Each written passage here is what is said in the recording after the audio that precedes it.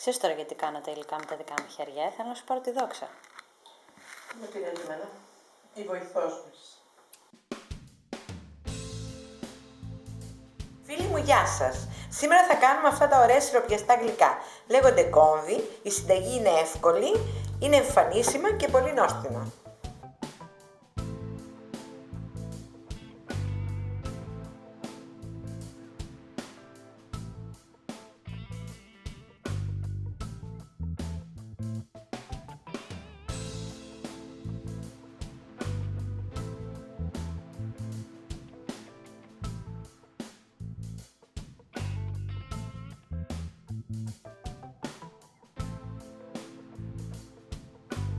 Θα ξεκινήσουμε μέσα σε ένα ποτήρι χλιαρό νερό, σε μια λεκανίτσα.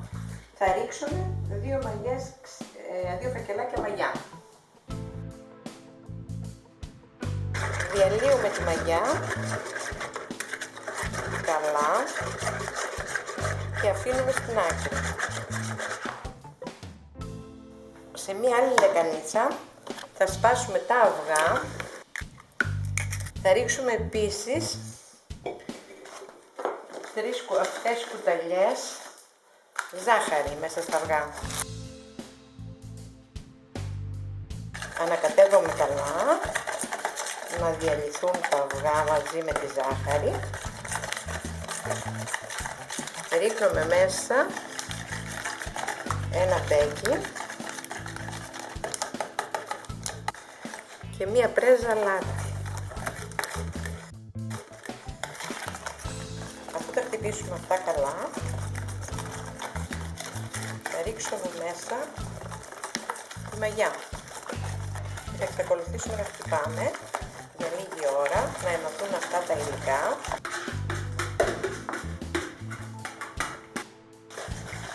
Θα ρίξουμε μέσα τώρα το αλάτι.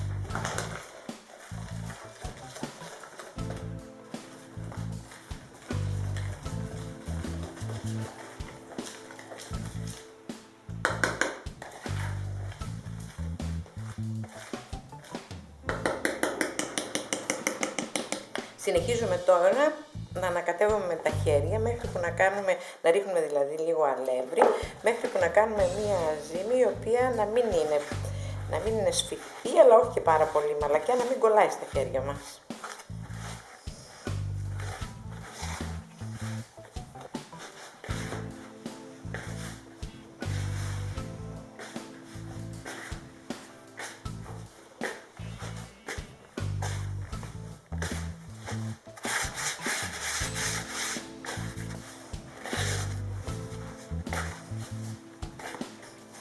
Ολοκληρώνουμε το ζύμωμα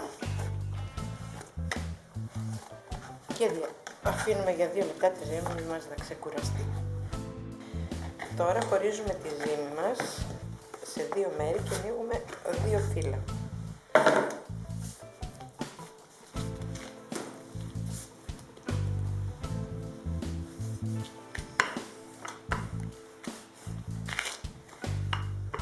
Τα φύλλα αυτά πρέπει να είναι περίπου 2 με 3 χιλιοστά πάχος.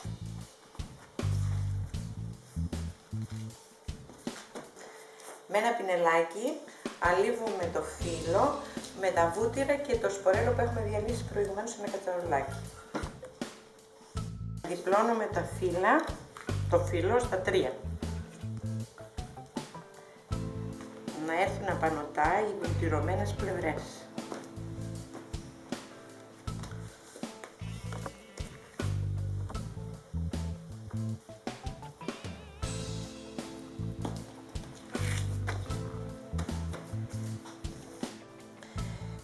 Κόβουμε το φύλλο σε λωρίδες περίπου 2 εκατοστών.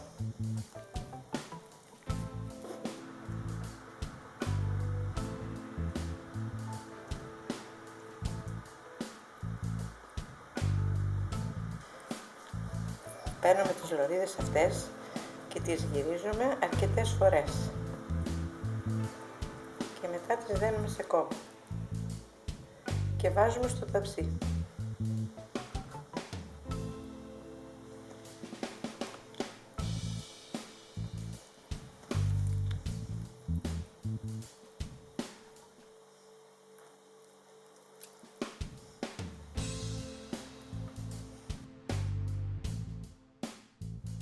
Ήρθε η ώρα να σιροπιάσουμε τα γλυκά μας. Παίρνουμε με την κουτάλα, πρέπει να είναι η κόμπη κρύη και το σιρόπι ζεστό. Περιχύνουμε από πάνω σιγά σιγά.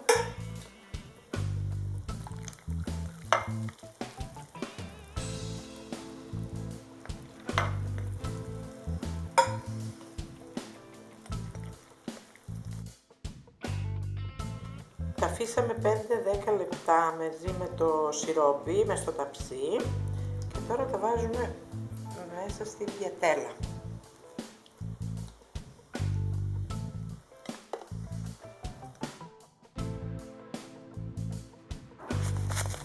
Θα τα διακοσμήσουμε από πάνω με ινδοκάριδο ή με τρούφα ή με χρωματιστή τρούφα.